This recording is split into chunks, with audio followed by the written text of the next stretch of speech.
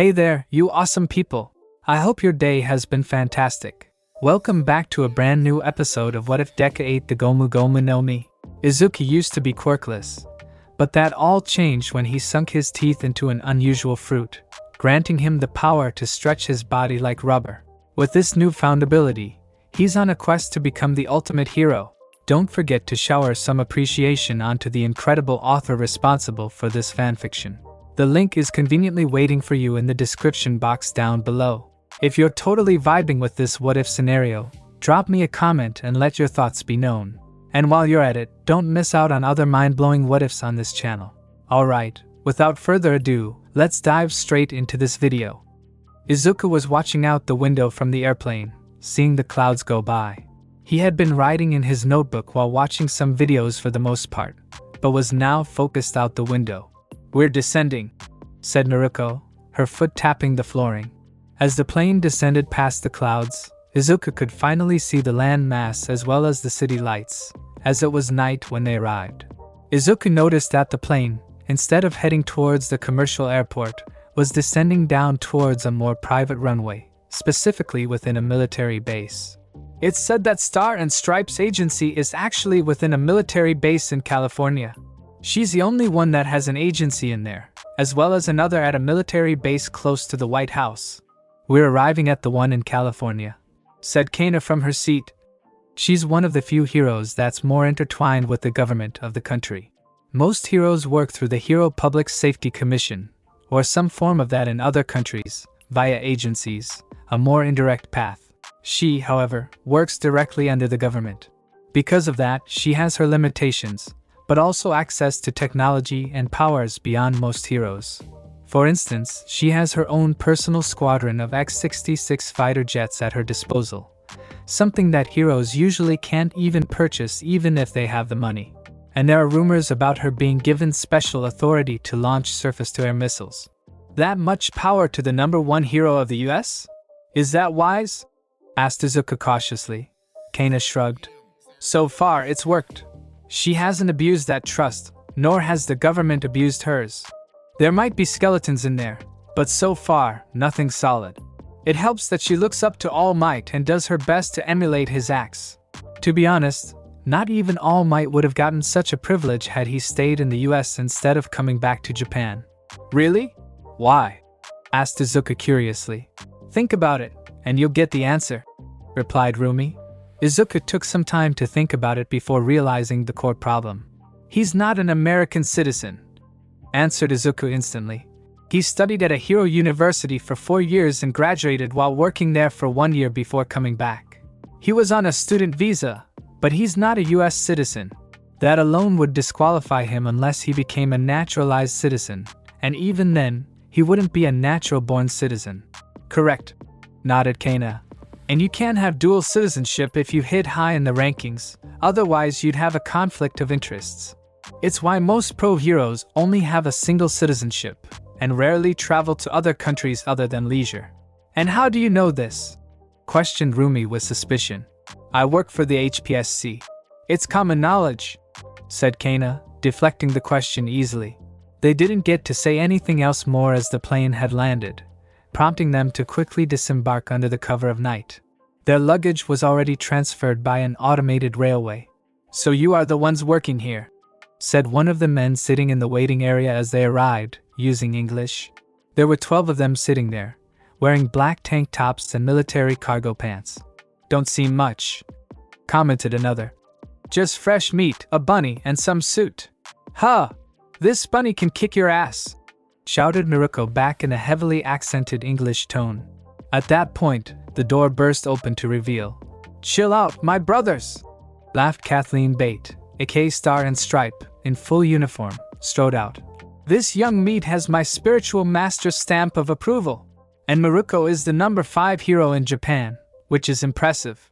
The suit is debatable, but she came with the approval of Nizu and the HPSC, so it means something. So, let's give them a warm welcome, declared Kathleen as she turned around to greet them. Nice to meet you all. Hope to get to know you all better. While Kana and Naruko gave their greetings, Izuku already had his hero notebook out for Kathleen to sign. While he had the signatures of all the heroes he worked with in Japan plus a few more, he didn't have any foreign ones.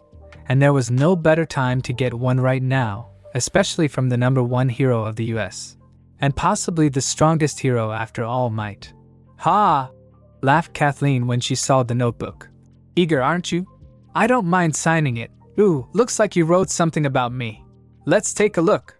Kathleen studied the notes, her eyes growing slightly bigger. It was impressive, in her opinion.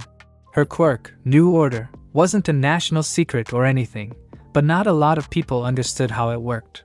Moreover, he even theorized that she applied a rule on herself to become stronger, leaving one more to use in different situations. That was something that almost only the top brass and her brothers knew about. Not bad, thought Kathleen. He certainly knows how to apply his mind. Too many people think All Might and me are brainless brawlers, but we know control and how to use our abilities wisely. Well then, welcome to America, said Kathleen, easily transitioning to flawless Japanese. Hope you all enjoy your stay here. Let's get you all settled first. With that, she led the trio to their temporary sleeping quarters. Though they all shared a room, Maruko and Kana didn't mind. Both of them were adults who had acclimated to changing in front of the opposite sex without much thought. Kana especially, considering her past.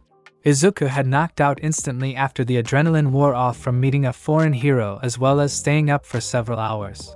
Next morning, Izuku was doing some basic stretches while watching Miruko spar against two of the soldiers with a malicious grin. Shit, for a bunny, she kicks hard, cursed one of the fighters. I'd make a comment about putting my head in between her thighs if it wasn't the fact she proved she could rip a man's neck off with those thighs. Gulped the other as he glanced at the dummy she had been using, performing her lunacy Harris. Still one hell of a way to go. Then get over here, shouted Miruko as she leaped over towards the man. Kathleen laughed while watching his brothers fighting Miruko before looking over at the disguised Kana, who was still wearing a suit. You should get in there and practice too. I'm just a bodyguard and a lookout, replied Kana. Yeah, but you need to get in shape as a bodyguard too, said Kathleen. You look like someone who's been on the bench for too long. You kept your body in shape as much as you could, but your reflexes are shot. She's sharper than I thought Kana as she looked away. While she had maintained her body while in jail, it was true she was rusty. Not being able to fight at Tartarus would certainly do it, though she was confident in her aim. Think about it while I go talk to young Midoriya, said Kathleen as she patted Kana's back. I'm sure my brothers will be willing to spar with you too. Kana watched as Kathleen called Izuku to her private office, pondering about her words. She's right, my reflexes are rusty, even without my quirk, thought Kana as she began changing out of her suit. It's been a while since I've actually fought someone. This is a perfect time to shake it off. Sit down, advised Kathleen as she sat down on her chair, gesturing Izuku to do the same. We got to get into some details to discuss about your internship here. It's rare that I even do work studies even within my own country, let alone a high school freshman student from another country, even if it is UA. You got a foot in because of the HPSC and All Might's recommendation, as well as Nizu's. But something is amiss here. It's not really known, but there are rumors that Principal Nizu and the HPSC don't get along, and yet both of them are sending you to me. Kathleen leaned back as she continued. I've been keeping up with Japan's news every now and then, along with other nations. However, the biggest one was in regard to the Kamino Ward incident. A villain that could actually go toe-to-toe with All Might himself. Even though All Might won, he had to retire. But there was another thing. I've heard this villain has the ability to steal quirks. Izuku had to stifle a shiver when Kathleen gave a pointed glance at Izuku. And before that, there was a video of the said villain actually grabbing you, and from what it seems, trying to take your quirk, only for it to backfire somehow. While one would think that with the villain now locked behind bars, you would be safe, and yet here you are. Something isn't adding up, and it's my business as a US citizen, hero, and technically soldier as well as government worker, to know what I'm going into. Izuku took a deep breath as he tried to think of a way to explain everything without tipping all the information. He was inexperienced at this interrogation, which was why Kathleen purposely isolated Izuku alone. Miruko could bluster through easily with her straightforward attitude, and Kana knew how to deflect any of her questions with roundabout answers, so that left Izuku. Kathleen did feel a little guilty about her interrogation, especially since it was All Might's recommendation, but she needed to know lest she be blindsided. "Could you tell me what's your connection with All Might?" asked Izuku meekly. "I've followed his career quite religiously, and there's not much mentions of you and All Might besides a few meetings when you both attended a World Peace Summit." Kathleen rolled this statement over her mind before deciding it wasn't anything harmful. "True, despite me calling All Might my master, I never actually trained under him. I call him my spiritual master because of how he inspired me. It's why I dyed my hair blonde and styled it with 8 distinct tufts that bears similarity to his own. It began when I was just a kid, on an innocent drive through the city, heading to Santa Monica Pier with my family in California. Then, 2 villains came bursting out from a casino with their ill-gotten goods of about $10 million. One was a giant blue beast with 6 arms while another was dressed in red, whose quirk allowed him to shoot missiles. The police came, along with 2 heroes, Electroplant and Cow Lady, but they failed to stop them in time. The villain jumped over the police barricade and intended to land right where my family's car was. We were almost crushed to death, unable to do anything. I cried out in fear on that day. I can still recall that memory vividly. My eyes were open, locked onto the scene in front of me as the villain came closer. I covered my little sister, hoping it would help somehow when All Might suddenly appeared, jumping right in front of the villain before punching him away. I still remember his voice that day. "It's fine now." Why? Because I am here. Those words and that day made me realize just who I wanted to be. A hero worthy of standing next to All Might. I saw All Might taking care of the rockets heading towards us before the villain ran. Then his sidekick back then, David Shield, came driving out of nowhere with an impressive red vehicle, taking All Might with him before giving chase. It was later that I found out that All Might had been a college student at a nearby university. "You saw David Shield too?" asked Izuku in amazement. "Yeah, didn't really get to meet him though," humphed Kathleen. "By the time I was a pro hero, he had already transferred to Ireland. I heard about what happened then, and was disappointed about the whole situation, but All Might still vouched for him. America was ready to extract him back to the US if his treatment was harsh, as well as protecting his daughter, but she ended up going to Japan with All Might it seems. Anyways, that's enough of that," dismissed Kathleen. "Now for my question. You haven't answered it." Izuku took a deep breath as he thought about what to say. Nisa's little surprise lesson was helping him a little. "What do you know about the League of Villains?" asked Izuku. "Not much," admitted Kathleen. "A lot of red tape trying to investigate that, especially since it's not my turf. All I know is that it's a group that worked under the Kamino villain, and managed to escape arrest for now." Kathleen paused, her hand stroking her chin. "Wait, this is what this whole thing is about, isn't it? Sort of a witness protection program for temporary measures. This means that something has happened after those months that has changed the status quo. They must have gotten something good. The Nomus. Those biological freaks aren't something that any old lab can make, but they cost money. And there hasn't been any news about them. But the fact that the HPSC and Nisa are having you transfer here for a while means that they found out the League of Villains have gotten their hands on some resources that now make them a threat, and yet are untouchable for now." Kathleen tapped her desk for a bit. "Nothing comes to mind that would make them a credible threat, at least not with the information I have now. But it's enough for them to send you here, where you'll be out of their reach for a while. Most likely they were afraid of you being targeted before they could iron out a plan. Am I on track?" Izuku couldn't help but gulp nervously. Just one statement, and she had already hypothesized about 80% of the whole plan. She didn't know about the Meta Liberation Army, but that wasn't a surprise since the original organization had been located and more popular in the Eastern Asian countries.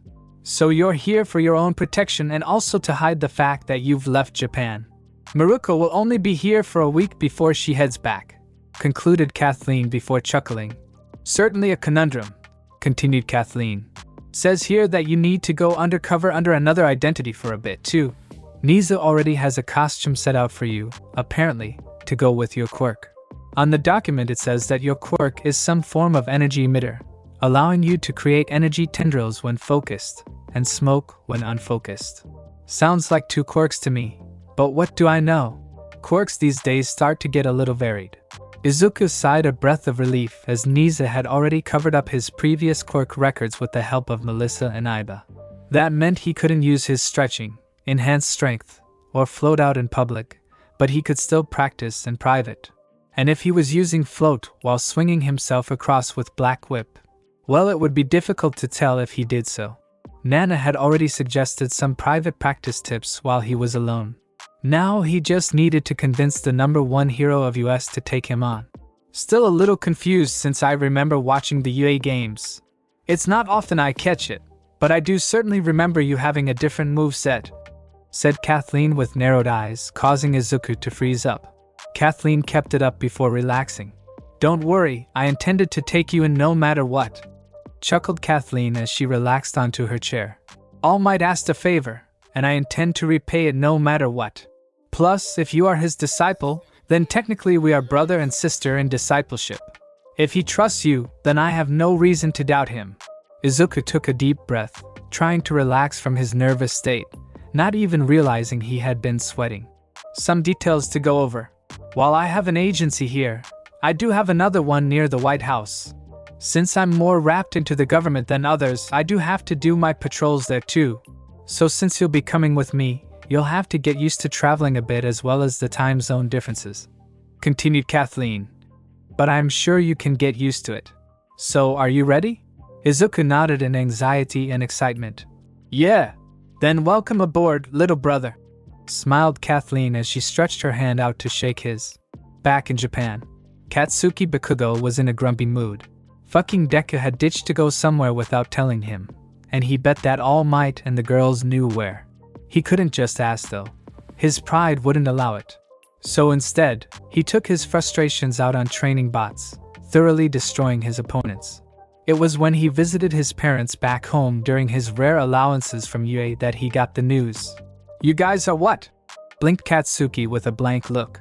We are going on vacation, cheered Mitsuki as she danced with Masaru. We won an all-expense-paid trip to Hawaii for a month. We'll be leaving in the middle of March. How? Asked Katsuki. Dunno, must have been one of those lotteries I filled out, sang Mitsuki. I remember filling some out when I was at the supermarket, and it looks like it finally hit home. I went ahead to verify the authenticity of it, said Masaru as he managed to stop Mitsuki from dancing. It's legitimate. The whole funds are there, ready to be used, provided by a legal corporation. I even reached out to Inko's fiancé to have him double-check. Katsuki blanked out for a second before realizing that All Might had proposed to Inko. While slightly jealous of Izuku having All Might as a stepfather, it would mean that he had a better chance to have him sign his hero NFT as an uncle. Too bad we can't take you, said Mitsuki. The vacation package allows a total of 3 people to come, but knowing you, you'd want to stay in UA. Damn right, scoffed Katsuki. Need to show the extras who's going to be #1. Yep, which is why we offered it to Inko instead, said Mitsuki without a second thought. Old hag, you didn't even think about me, did you? Shouted Katsuki. Shut up, Katsuki. It's because I know you that I didn't even need to think for a second, roared Mitsuki. The mother and son got into their usual spat as Masaru sighed, cleaning up the mess. The family ate their dinner, getting into some small talk before Katsuki noticed the letter that had informed them the family had won the trip. Being bored, Katsuki took it upstairs into his room to look at it. Reading through it, he noticed a strange hole, as if punctured by something, on the side. Looking behind, he saw a small drawing of a syringe. The alarm bells were already ringing as Katsuki glanced out the window right where the neighbor's house was. The light flickered on for a second before turning off. Taking a deep breath, Katsuki walked to his backyard with an excuse of getting some air. Before long, he was leaning against the wall. I know you're there. The neighbors are never there during this time, said Katsuki. He didn't flinch when a knife suddenly pierced through the stone wall. The knife pulled back, taking some of the wall with it to reveal a perfect small circle at waist height. So you know, whispered a voice through the hole. What do you want with my family, spiky bun? Growled Katsuki. Himiko Toga giggled before replying. Honestly, nothing. Huh, voiced out Katsuki in a disbelieving tone. I'm actually serious. said Himiko in a more genuine tone as she sat down against the opposing wall. Something is coming. A storm, you can say, said Himiko. I'd want you on my side, but you'd refuse. Of course, replied Katsuki. This was a way to make sure at least your family is safe, said Himiko. You don't know how much it took to do this. Humph, scoffed Katsuki before adopting a contemplative look. So something is happening. Maybe about 2 to 3 months? While Himiko had to stifle a shocked gasp, Katsuki continued. You purposely put the date in the middle of March. That means whatever you guys are planning will happen while my parents are gone. While I don't know what's happening, but it's gotta be big. He didn't mention that he had his suspicions about Izuku, the book that Hawks had given Endeavor, as well as the mobilization of all heroic students. Making first years taking mandatory work studies had been unheard of in the past. You really do have a brain with all that ego, bluster, and firepower, giggled Himiko. You'd be a perfect fit with us with your quirk and attitude, but that hero thing is in the way. I said I'm going to be the #1 hero, declared Katsuki. If I back away from that dream, then I'd be a liar and hate myself. Himiko sighed. Well, I should go. I can't stay here long, otherwise, that annoying long-haired bastard will get suspicious. Himiko turned around, facing the hole with her mouth open. You know, this would be a perfect hole for you to relieve your stress. I'm willing to help out. With a coy tone, Himiko breathed out hot air out of the hole, her tongue extended out in a suggestive way. Now may be our only chance before we have to fight, said Himiko. Come on, don't you want to do it? There was a pause of silence before movement could be heard. Himiko could hear him coming closer to the hole, unable to see just what it was. While Himiko had been joking about the hole, she couldn't help but feel anxious and excited, and kept her mouth wide open. She felt something enter, and used her tongue to probe it.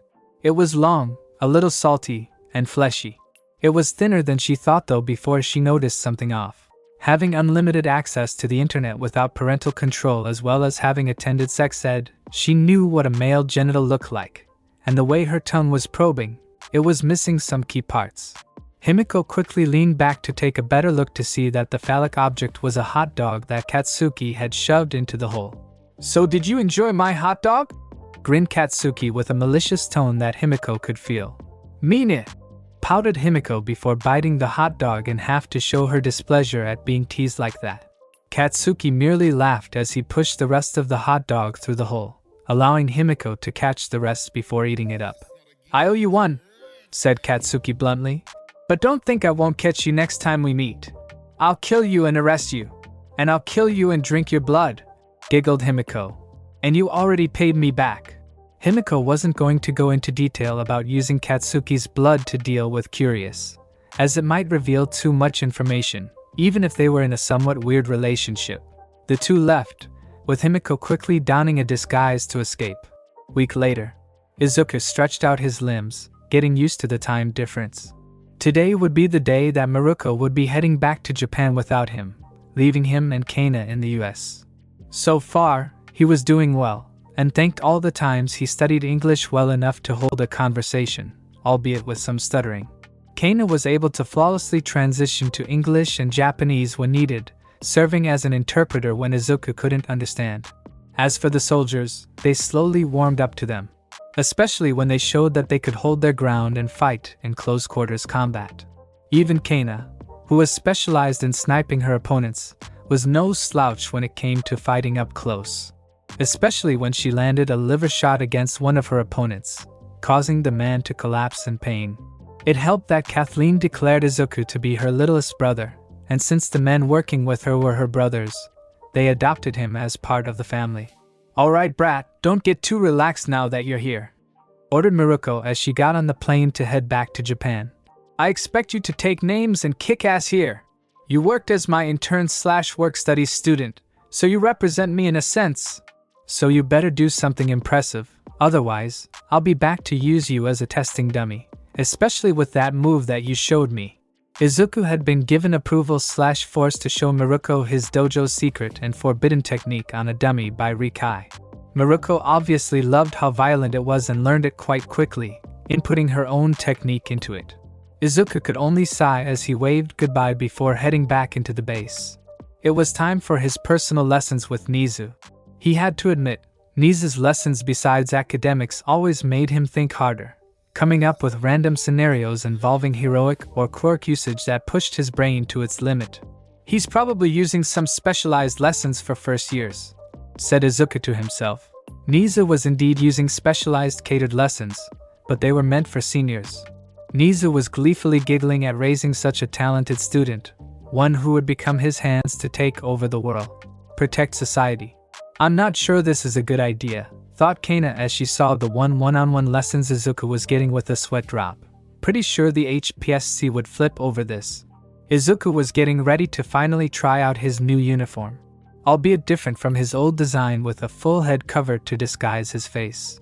In fact, it looked similar an old design he once drew before he had his devil fruit powers, though obviously with an updated touch. It was a black jumpsuit with dark green highlights, with black shoes and gloves. The gloves had been modified to allow him to use black whip without compromising the uniform, made thanks to Power Loader, May, and Melissa. The helmet was constructed with a titanium alloy to protect his head, covering his face with a black paint scheme. The eyes of the helmet were colored teal, and yet clear when he looked through it. And finally, as a small motif to All Might, two antennas that bore similarities to All Might, yet could also be used to relate to Star and Stripe. The antenna did have the function of connecting to the internet, allowing the communication function as well as the map function to be used. The eyepieces were retractable in case of damage to the lens that hindered sight. The shoes, or rather combat boots, also had a little surprise for him. By compressing smokescreen into the bottom of his boots, he could use the buildup of pressure to shoot himself forward a bit. I'll have to get used to this, mumbled Izuku as he put on the costume to test it out. Maybe I'll use some of these in my original costume in the future. You ready for your first patrol? Grinned Kathleen, wearing her hero costume, her cape flaring up in the wind. What's your hero name? Izuku had to stop and ponder about that. He had never thought about having a second hero name. His mind temporarily flashed through all the names he made up in the past, but none of them exactly fit.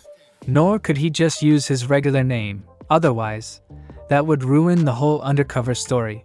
He thought about using the two quirks he would be using in their names, but the whipping hero or smoke hero didn't seem to shout to him.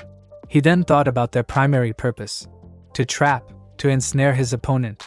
It was then he made up his mind.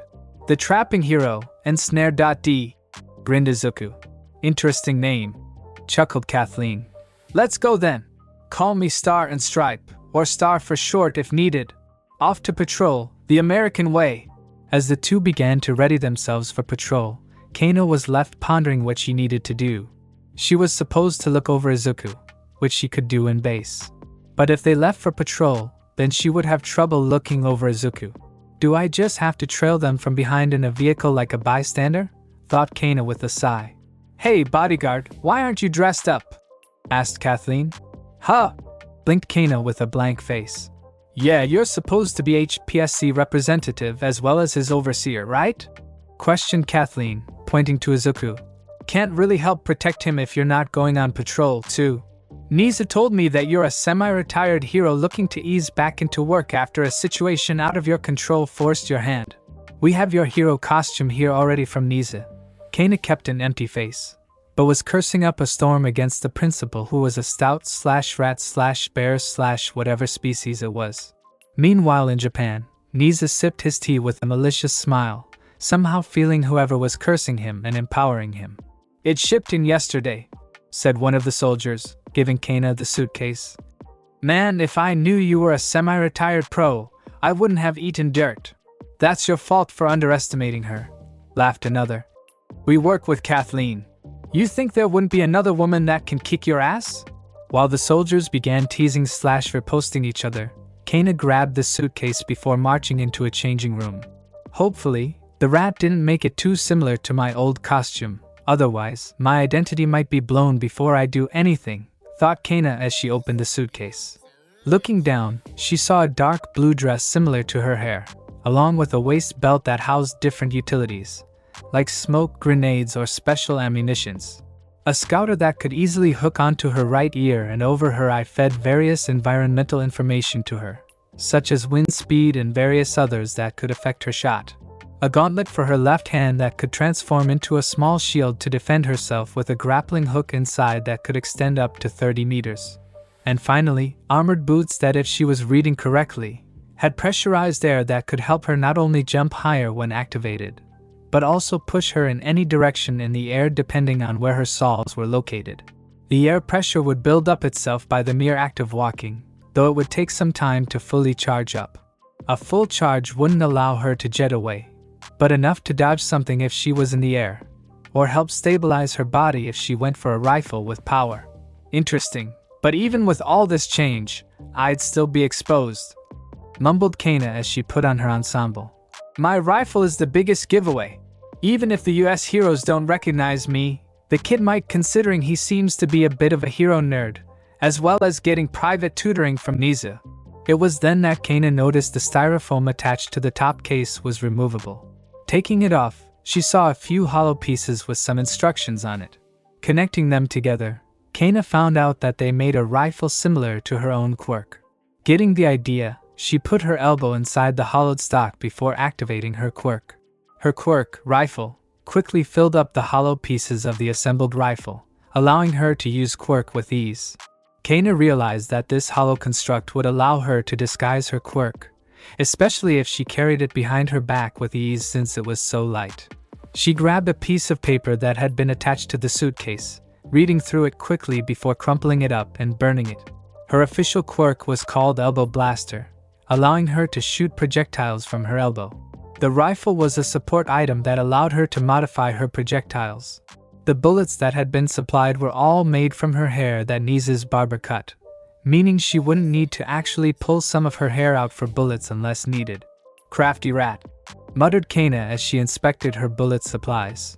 Besides the usual sniper rounds she usually made, there were a few modified bullets, such as explosion rounds, EMP rounds, and even rubber bullets. Well played. I can play with this, hummed Kana as she put the fake rifle on her back, finding a magnetic clip on her back that quickly locked the rifle in place. Kana tested out her mobility, finding she could move quite freely. Though her dress fluttered in the wind, it was not loose nor long enough that an updraft from below would block her vision. Not to mention she wore sports shorts underneath the dress. Even if she did wear revealing clothes, she was trained not to feel embarrassment on the job. If anything, it just made her job easier if her opponent was distracted. Finally, she tested something she long thought about. Swing her elbow, she made a small barrel appear, not utilizing her full one, and then pulled the trigger. A small puff of compressed air fired out, firing no bullets, but enough to have confidence in her theory. She could use it in close-quarter combat and utilize the potential energy to deal more damage. Elbow blaster indeed, smirked Kana before wondering just how long Niza had this planned out. Deciding it was better not to think about it, Kana finished up her preparation, stepping out to ready herself to go on patrol with Star and Stripe and Ensnare. It would be a long time since she had gotten into this game. It wasn't long before the two foreigners noticed the difference between Japan and the US during their patrols. It's a bit more violent, breathed out Izuku as he used Black Whip to swing himself forward to catch up to Star and Stripe. The crime rate in Japan is actually quite lower when compared to other countries, said Kana as she swung herself forward. Almost by 20%, really. Though that rate has been decreasing since All Might retired. Surprising how one man can make such a difference. Even in the US with Star and Stripe, who is acknowledged to be one of the top heroes of the world, can't do what All Might can do, though the areas she patrols do see a marked decrease in crime compared to other locations. Still, Star and Stripe was on her game. Perhaps because her brother in discipleship was watching her, she seemed even more motivated to showcase her moves. Izuku really had to catch up, not only using Black Whip for mobility, but Smokescreen to increase his jumping speed, float whenever he could get away with it, as well as Danger Sense and Observation Hockey. I thought Maruko was fast, thought Izuku to himself. Then again, this is the #1 hero in the US.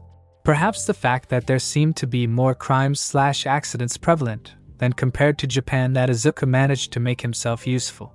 A drunk driver veered off, almost crashing into a group of people had Izuku not quickly swung in, scooping them all away, letting the vehicle crash into a wall. If Izuku had access to one for all strength enhancement, he would have been confident in stopping the car itself. However, since he was limited in his strength right now, he knew he couldn't stop a 3,000-pound Ferrari driving at 100 miles per hour without risking the lives of civilians. The Ferrari crashed into the wall, deploying airbags that luckily saved the driver from serious injury, though the fact he had thick flabs of flesh and scales helped. Phew, managed to get them to safety, sighed Izuku in relief as he put the civilians down, which were 2 teenagers and an adult. "Hey you!" slurred the driver as he got out of his Ferrari. "Yeah, I'm talking to you, hero. You owe me a new Ferrari." "What?" blinked Izuku. "You should have caught my damn car," shouted the drunk driver. "Now it's damaged, and it's your fault." Izuku blinked, not comprehending the logic behind the man, but decided to try his best. "Sir," began Izuku, "you should wait for the paramedics to arrive. You were in a terrible car accident."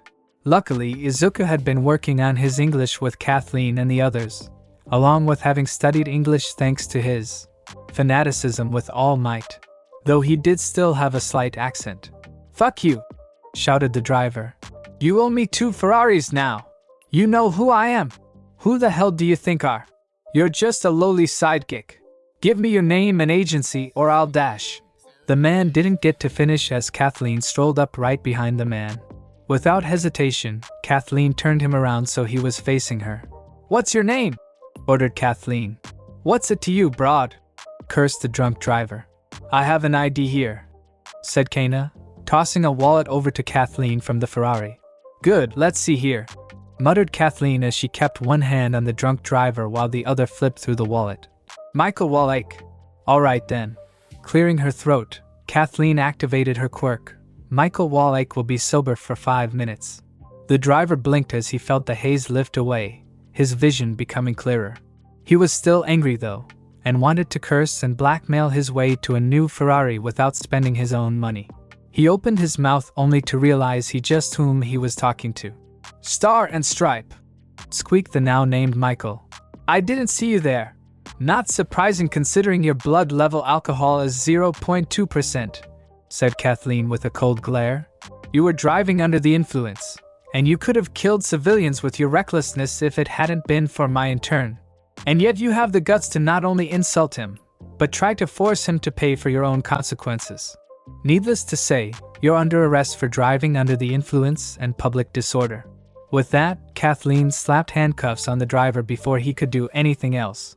He tried to bluster his way out, but Kathleen didn't let him as she shoved him towards the police officers who arrived. What surprised Izuku was that Kathleen didn't need to stay for post-op reports, but could just leave immediately. Even Endeavor and All Might had to report to the police, even if it was brief, but the authority Star and Stripe wielded allowed her to just leave immediately. Then again, Japan's heroes aren't directly involved in the government as much as Star and Stripe is, theorized Izuku. "Yo, Star and Stripe! Rare to see you patrolling," shouted a voice. Kathleen, Izuku, and Kana turned around to see an American hero walking towards them. "Electplant," greeted Kathleen. "Good to see you. Still up and running, I see. When are you going to retire? Cow Lady has already gone ahead with that." "Ha! I'm still young enough and able to move," laughed Electplant as he postured. "But maybe soon. I was in my late 20s when All Might made his debut here. Hard to believe it's been roughly 30 years now. Let me know when you do," said Kathleen. "I'll throw you a retirement party that you won't forget." "Will do," chuckled Electplant before glancing over to Izuku. "But you still haven't explained why you're doing patrols when you excluded from doing them. And who's the 2 new faces?" "Oh, the boy is my temporary foreign intern," said Kathleen as she quickly introduced them. "His hero name is Ensnare.D, a highly recommended student that I couldn't just bear to refuse. The woman is his handler/caretaker from the agency. I decided to go on patrol to show him the American way of heroics." "Well, that explains it," laughed Electplant. "Though you'll be heading over to the capital soon, right?" "Yeah, and I'm bringing them with me," nodded Kathleen. "Now we should head back to our patrols. Crime never stops, After all. Electlant nodded, and was about to leave when he felt a tap on his shoulder. Turning around, he looked to see Izuku holding a notebook that he had grabbed from somewhere. "May I have your signature, please?" asked Izuku, his hero otaku's side coming out. He had already managed to get a signature from Kathleen, but having another one from another American hero was something he couldn't resist. Especially since the man had stated he had been there when Toshinori made his early debut in the US. Electplant chuckled as he signed the notebook before leaving. "All right, let's go," said Kathleen. "We'll make the most of the time we have." Izuku and Kana quickly went to catch up to Kathleen, who had already sprinted away to stop a robbery in progress. Week later, Izuku was listening to his private lessons with Nisa in another military base, this time located close to the capital of the US, near the White House. Kathleen had to meet up with some high-ranking officials, so Izuku was stuck in the base for now. "Now then, before we close for today, could you call Hiromi Jolie in?" asked Nisa as he was wrapping up the lesson. Izuku nodded, sticking his head out to call Kana in. "Principal Nisa wants to talk to you, Fox," explained Izuku. "Should I leave?" "No, stay. This lesson involves the both of you," instructed Nizu, gesturing for both of them to be seated. "Wait, this isn't a recording?" asked Kana, feeling that it's dangerous to have Nisa personally tutoring a student, maybe a successor. "Now then, what do you know about your bodyguard?" asked Nizu, pushing away that question.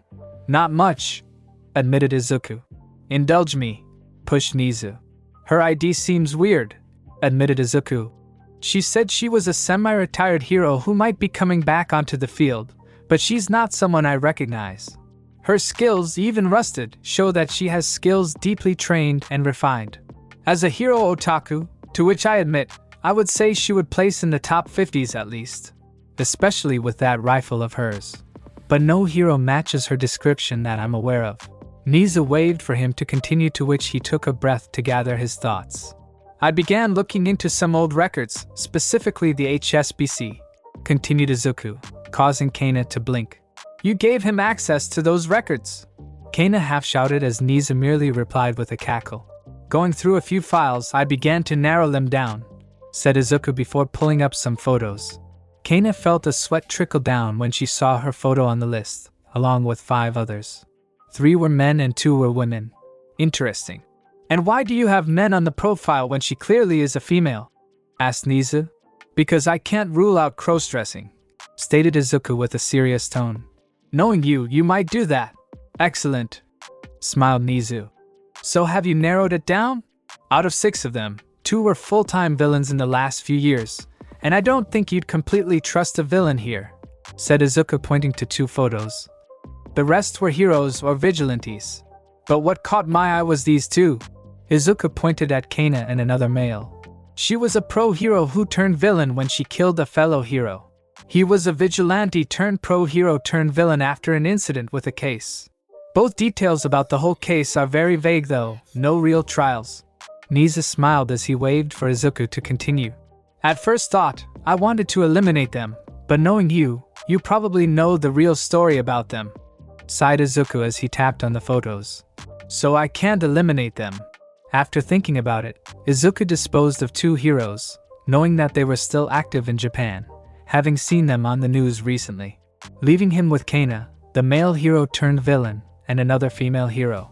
Izuku still didn't have enough information to make a final choice. However, he did have one more trick to use. "I think this one," said Izuku slowly as he grabbed the female hero, holding it up for a few seconds. Izuku was using his peripheral vision to look at Kana, who had her face schooled perfectly to not let out any emotions.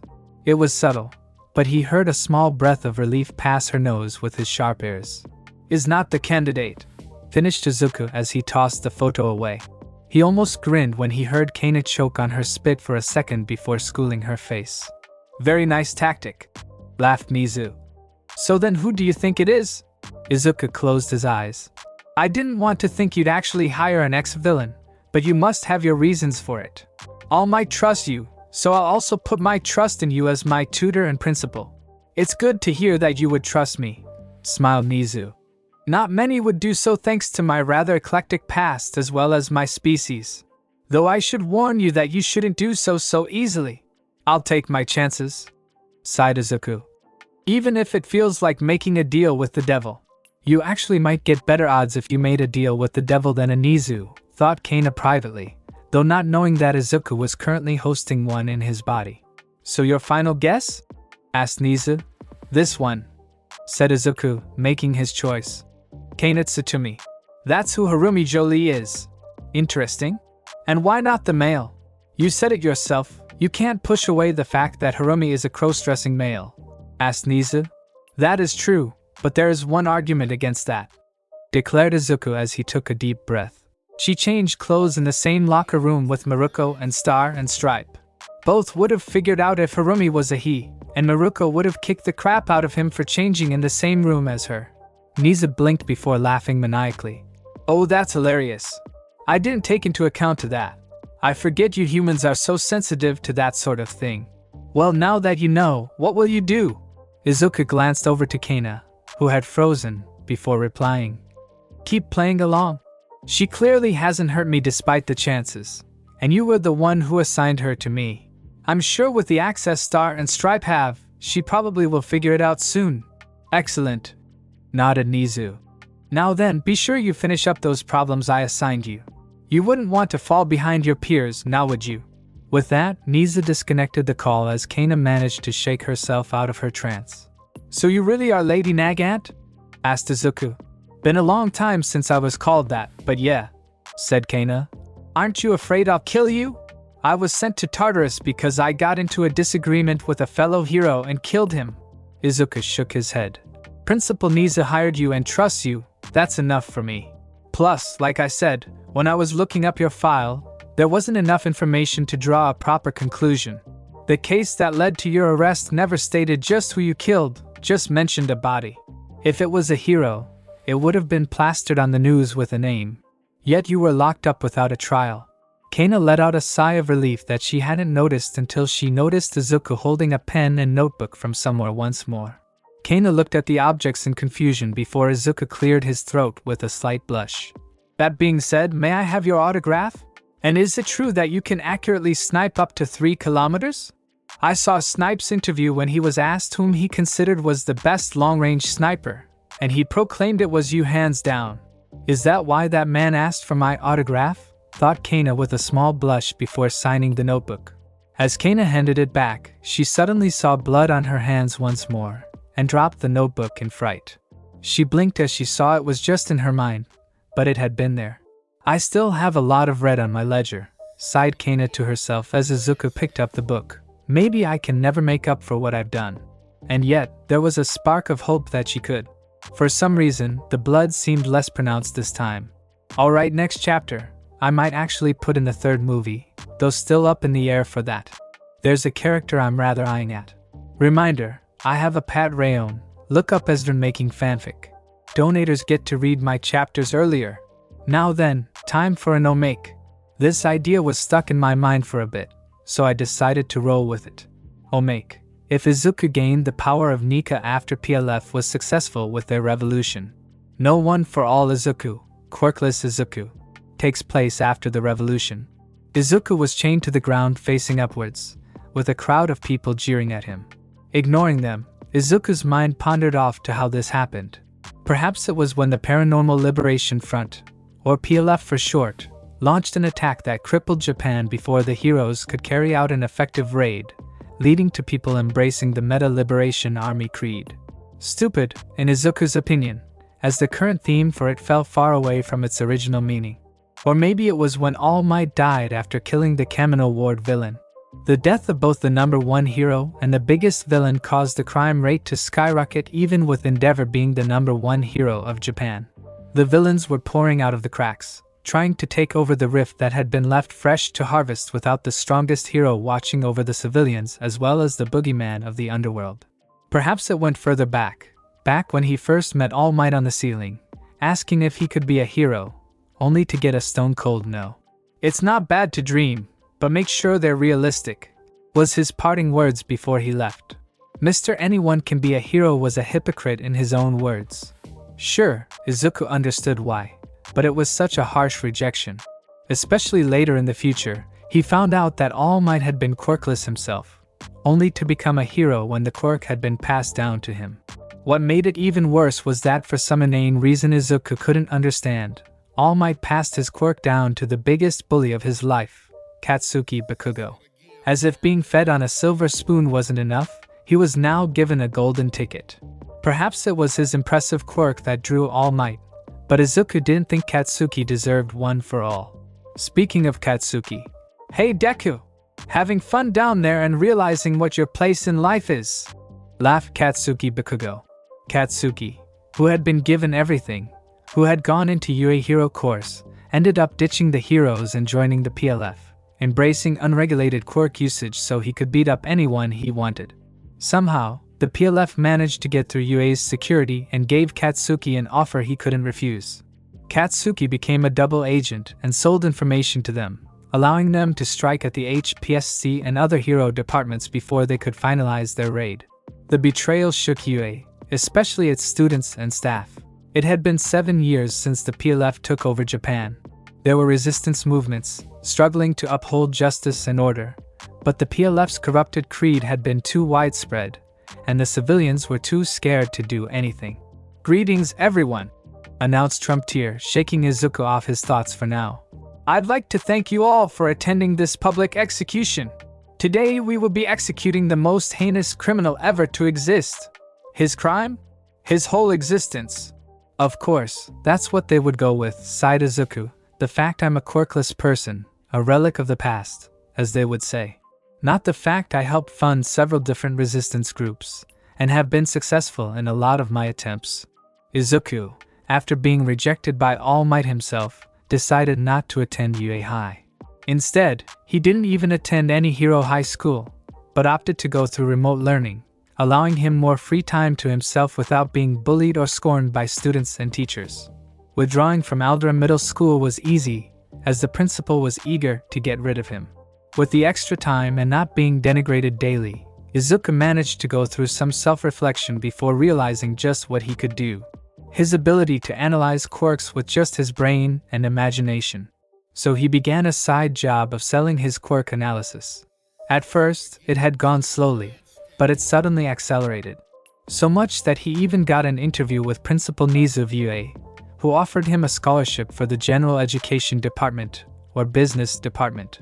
Though what once thrilled Izuku to attend UA, that dream had died along with his desire to become a hero, and so Izuku rejected Nizu. Time passed, and then Izuku made the most unlikely of allies that he wouldn't have thought possible. It had been towards the end of middle school when Izuku was walking by himself to clear his head when Eri had bumped into him. This was, of course, followed by Kai Chisaki, aka Overhaul, who had appeared to take Eri back. While everything was rather hazy in his mind, the end result was Izuku being taken back with Overhaul to the Yakuza to become Eri's caretaker just based on the fact that he was quirkless. Overhaul considered Izuku pure, and thus not someone who would dirty Eri and his precious experiments. This allowed Izuku access to a few things he couldn't, such as looking into Overhaul's perspective. It took over a year of constant debate, threats, and various other means before Overhaul capitulated to Izuku's thinking. How Izuku did that, he wasn't sure, but Overhaul stopped his research, stopped butchering Eri, and even restored the previous Yakuza leader out of his coma. There had been words, threats, and slaps, but in the end, Overhaul remained in the Yakuza. With Izuku and Overhaul by boss's side, the Yakuza were once again pulled toward the boss's original dream with the two acting as advisors for the boss. That ended when the PLF launched their attack, killing the boss and Overhaul. Before the two died though, in front of the rest of the Yakuza members, the boss named Izuku as the head of the Shai Hasaikai. While this might have caused outrage among some members, the higher-ups were more than aware of Izuku's analysis skills and charisma, and so easily obeyed that order. Having access to funds hidden within, Izuku began to fund several heroes hoping to restore peace while taking care of his family. For 7 long years, Izuku had been a thorn in the PLF side, digging into them, and causing them to bleed excessively. To be honest, the only reason Izuku had been caught was that some grunts and heroes had betrayed him, allowing the PLF personal teleporter, Kurojiri, to warp him away. Which now leads to today's event. His execution was being held at UA's stadium. UA had been forced to activate its evacuation protocol, evacuating the main buildings of UA towards another location, so now it was occupied by the PLF. Thought it is poetic to have this here, Deku, spat Katsuki. You always wanted to come here. Well, aren't I being so generous for having your last moments here? Izuku ignored him, as he was chained into the ground, unable to move at all. All while Katsuki was jabbering about his victory here during the UA Sports Festival and his path to greatness. Are you ignoring me, Deku? Roared Katsuki as he fired an explosion at Izuku's face. Izuku winced, but remained stoic. He had been used to having explosions in his face. You won't be looking like that for long, Deku, sneered Katsuki. Not for what we got planned. I want you to see despair and realize that it's your own fucking fault for living before I kill you. Bring in the prisoners. Izuku strained his head in time to see just who else had been captured. You asshole! Shouted Izuku as his eyes widened. It's me that you want, isn't it? Let them go. Nope, cackled Katsuki. I'm going to enjoy doing this. Blasting away any trace of you to make sure you'll never be remembered and only cursed while making sure my legacy lives on. Being dragged into the arena were Ochako, Momo, Nijire, and Midnight. What was significant about them was each one of them was special to Izuku, to the point of lovers. Fighting in a war while constantly having to be weary about your surroundings was stressful. One sort of release was, of course, sex. Each one of them had their own story of how they met Izuku. When the PLF first struck, Midnight had been one of the first responders in trying to stop Gigantomachia. Unfortunately, she had been ambushed by Mr. Compress, who had been hiding within Gigantomachia's hair, tossing several obstacles that prevented her from approaching the giant while injuring her. Then several villains, all wearing gas masks and wielding guns, approached the injured Midnight, all of them gaining a perverted leer at the sight of a defenseless Mid. Before they could attack Midnight, Mimic opened a hole beneath them, trapping them in a pitfall. Midnight could only blink in shock before Izuku came swooping in, carrying her to safety with his men. While shocked and slightly angry that she had been rescued by the Yakuza, she was completely in awe to hear that Izuku, a quirkless man, was in charge of the group, and was willing to let her go without hesitation once they had rescued her. She returned back to UA, but only after promising Izuku that she wouldn't turn them in. Something that Izuku didn't even ask for. The years passed as Midnight and Izuku kept in contact to exchange information as she became the representative for her resistance group that worked with Izuku to fight against the PLF regime. Those long and late-night talks, reminiscing about the past, drinking alcohol, and the years of stress, also the fact that Midnight was still single, lead to the two fumbling against each other on the bed, clothes flying off each other. For Momo, it surprised Izuku that the Yayorozu Corporation actually had ties with the Shai Hasaki. More specifically, Momo's grandfather was drinking buddies with the previous boss, and was Momo's unofficial god-grandfather. Momo's parents sent her to Izuku for protection, knowing that she would be a target alongside them. Momo didn't want to leave but had been drugged by their loyal butler before being delivered to Izuku for hiding. The very next day, the Yayorozu main headquarters had been blown up, instantly killing the parents. However, their fortunes could not be stolen and used to fund the PLF as Momo, the heiress to the corporation, still lived. When Momo woke up in time to find that her family was dead, she cried in grief over Izuku's shoulder. The whirlwind of emotion she felt, she invoked, became too much that she ended up tackling Izuku, begging to have sex to take away the pain. While Izuku would have chosen to be a gentleman and refuse, Momo was just too aggressive, and the fact she had a smoking hot body did not help at all. In the end, they did the deed, and while Momo was embarrassed and slightly regretful about what she had done afterward, she decided to continue her relationship with Izuku. The man was, after all, someone her father trusted, and he never tried to take advantage of Momo and her funds. Finally, Izuku met Ochako and Nijire in a rescue operation. Ryukyu had transformed her agency into a formidable base that was able to stop villains from invading, providing a safe space for the civilians. Unfortunately, after a few years, it was overrun by the top brass of the PLF along with sleeper agents and traitors. Ryukyu died trying to protect the civilians, along with several of her sidekicks. However, before she fell in battle, she ordered Ochako, Tsuyu, and Nijire to evacuate the civilians and to live. Tsuyu ended up being severely injured when Giton, aka Iceman, froze the streets, forcing her into a hibernation state despite trying to resist it. It left her open to an attack, and would have been killed had it not been for Izuku intervening once more, ordering Hekiji to shield Tsuyu and the others with his quirk as he suddenly appeared behind Tsuyu. Giton summoned ice soldiers to try to kill, only for all of his soldiers to be eaten by Soromitsu. While Tsuyu was in surgery, Izuku got to know Ochako and Nijire while waiting. It was a simple conversation, but everything just seemed to click with them. Izuku, despite his rough past, was still the same curious boy who loved to analyze quirks and mumbled a lot. Nijire, an energetic woman, could understand his mumbles and blasted Izuku with questions at the same velocity as his mumbles. Ochako was a kind soul who wanted to help anyone that she could, something that rang with Izuku. Izuku was surprised and slightly crushed when he learned that the two were actually dating each other, and was content to leave it at that until Nijire bluntly asked if he wanted to sleep with him.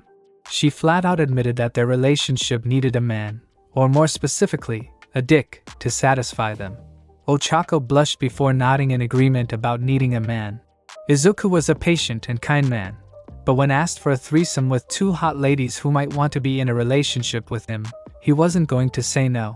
Izuku strained, but the chains on him that were ironed to the ground were too tight for him to even move. Well, how the mighty has fallen," said another voice. Izuku turned his head before his peripheral vision allowed him to see Rikiya Yatsubashi, aka Redestro. "You know, for a quirkless man and a relic of the past, you sure caused a lot of trouble for us," said Redestro. "Then again, your kind was a cancer to this world. It was only a matter of time before exorcising out the mutinous cell, letting the flames of our revolution shine brightly, allowing us as a society to achieve true freedom. And you're delusional if you think that you're actually doing this to free the oppressed," snarked Izuku back. "It's sad, really. You claim to be Destro's descendant, and yet you never understood his real message, just blindly adopting it to your own selfishness. Silence! How dare you, a quirkless person, say that you know Destro's message better than I, his son? You, who share the same traits as those animals that drove my father from greatness, and suppressed our meta abilities," shouted Redestro. "And yet you don't mention your grandmother, who coined the term quirk. Even Destro used that word for his own powers and memory of his mother," thought Izuku. Redestro pulled out a syringe, showing it to Izuku. "This little thing is a special concoction that we extracted from a weird spiral-shaped fruit," began Redestro. "One of our soldiers took a bite, thinking it was just a Yubari King fruit, only to die of a heart attack minutes later. However, we did notice that he seemed to gain some sort of super strength before he died. So we tried to see if others could live through it with minute amounts. Unfortunately, all soldiers who volunteered for this died from the same problem. This is the last extract, and while it loathes me to give it to you, it is only fitting that you die from experimentation, just like your kind did to mine. You'll die, but you'll live long enough to have those whom you cared for curse your existence before forgetting you ever existed. Your precious Yakuza members won't save you. I'd bet they're even celebrating your departure. Come on already, I wanna feel those Yayorozu pay," begged another PLF member who was holding Momo's rope. Mineta Minoru, another ex-hero student who joined the PLF, jumping to the winning boat in hopes of getting more ladies. And right now, the ultimate prize he had desired was in front of him. He was also one of the heroes responsible for Izuku's capture, luring him into a trap with a distress call. "You're right, there's no point in delaying now," smiled Redestro. "Now then, let us proceed with the festivities.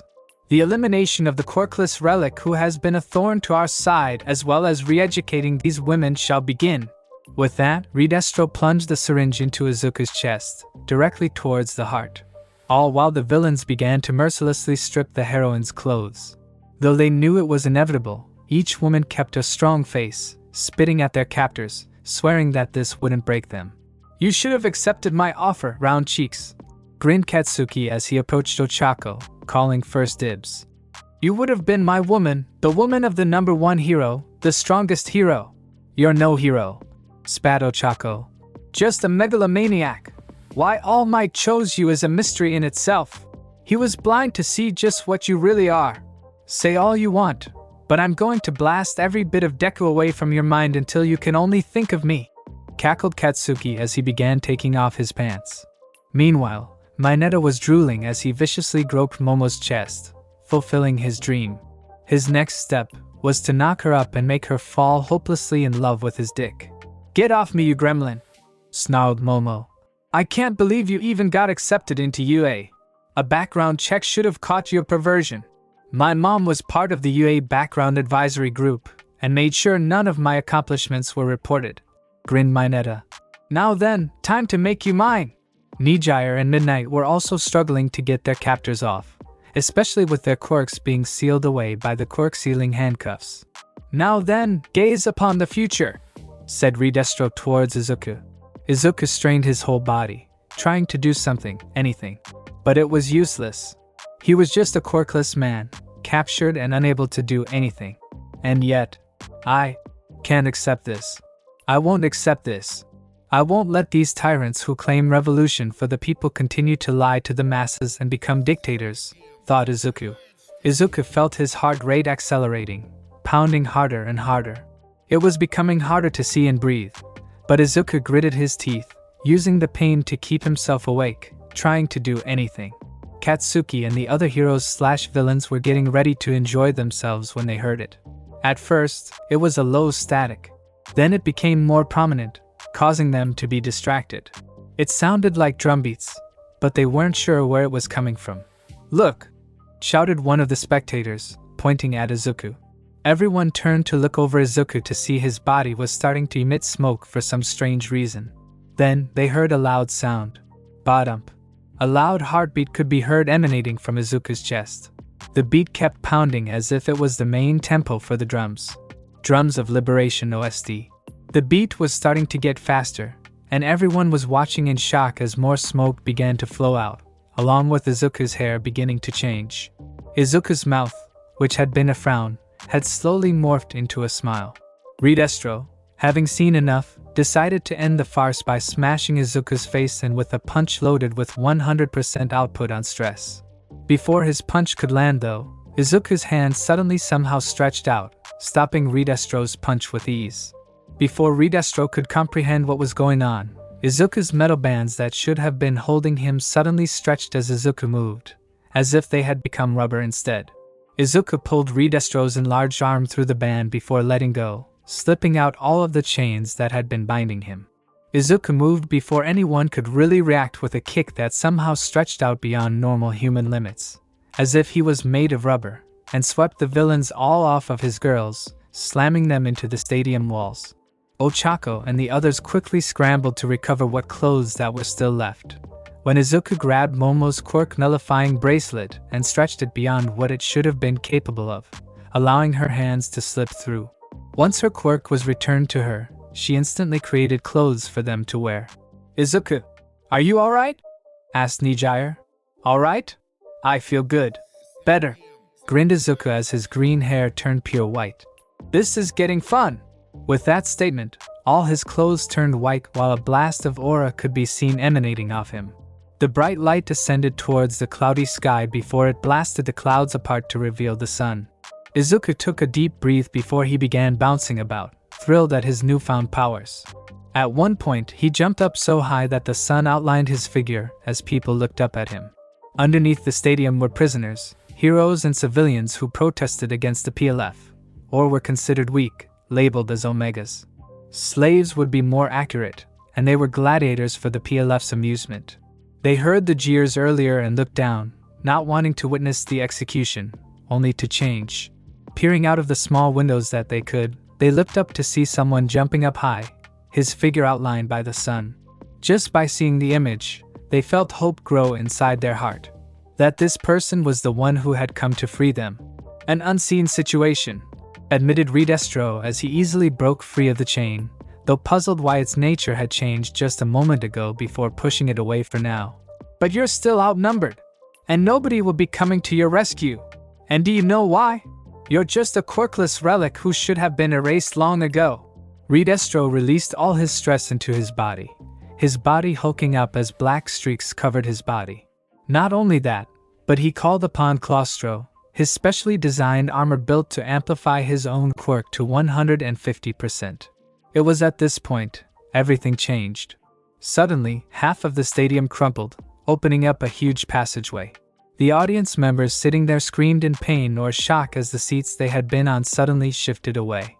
"Oyabun, we're here to rescue you!" shouted Rapper as he led the charge with all the Shy Hasaki members. But it wasn't just them, though.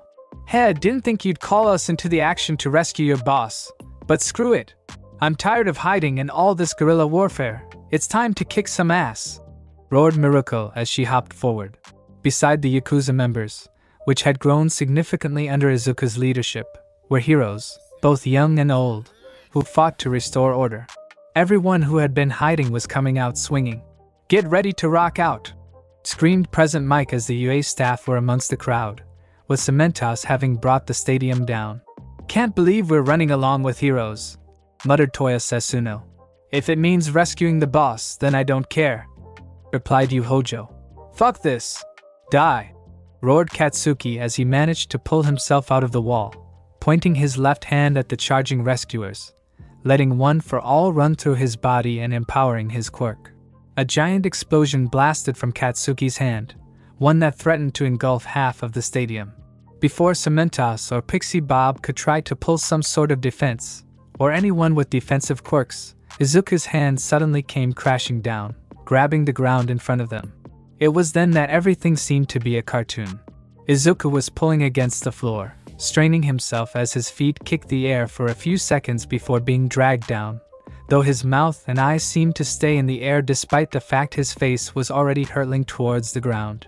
As if remembering that they should stay on the face, the said organs quickly flung back down to Izuku's face as Izuku landed in front of them, and then proceeded to pull the ground up, forming a giant wall that covered them. Yet instead of just blocking the attack, the blast was sucked into the middle of the wall, going forward and yet still trapped, as if the wall had gained elastic properties. Izuku held the wall tightly in his grip with a grin before Katsuki's blast lost its forward momentum. With a roar, the blast was bounced straight back at Katsuki. Katsuki's eyes widened as he quickly held his right hand up and fired another blast to defend against his own attack. The result was a blast located nearer towards the PLF, sending many flying. Izuku laughed as he landed in front of the Yakuza and heroes, who looked wary at Izuku. The Shy Hasaki thought it was Izuku, but the changes made them doubt a little until... "Ni-san!" Eri cried as she rushed forward, tackling her guardian/brother, her eyes filled with tears and relief at his presence. That alone was enough for the Shy Hasaki to bow in respect towards their boss in confirmation. "It's good to see you all," smiled Izuku, putting his hands on Mimic and Chronostasis, his lieutenants. "All of you. Today is a new day of hope. So you have some reinforcements. So what? You can never hope to beat us," roared Redestro. "You think you can change the system back? It's too late. Nothing will be the same." "Perhaps," admitted Izuku as he turned to face the PLF, many whom were starting to get up. "But can you hear it? The rising tide, the people whom you enslaved.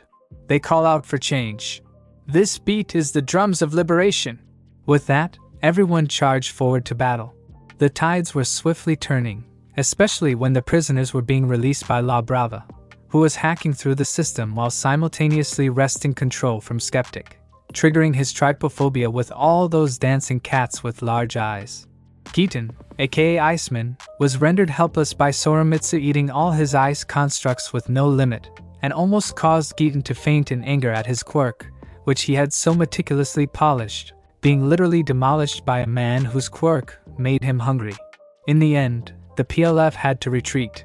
Thank you so much for joining me on this incredible journey today. I hope you enjoyed exploring the fascinating what-if scenario of Deku.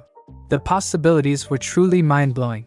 If you found this video entertaining and thought-provoking, don't forget to give it a thumbs up, share it with your friends, and subscribe to the channel. Your support means the world to me and inspires me to bring you more captivating content in the future. Stay tuned for more exciting what-if stories and other amazing videos coming your way. Until next time, take care, stay curious, and keep embracing the power of imagination.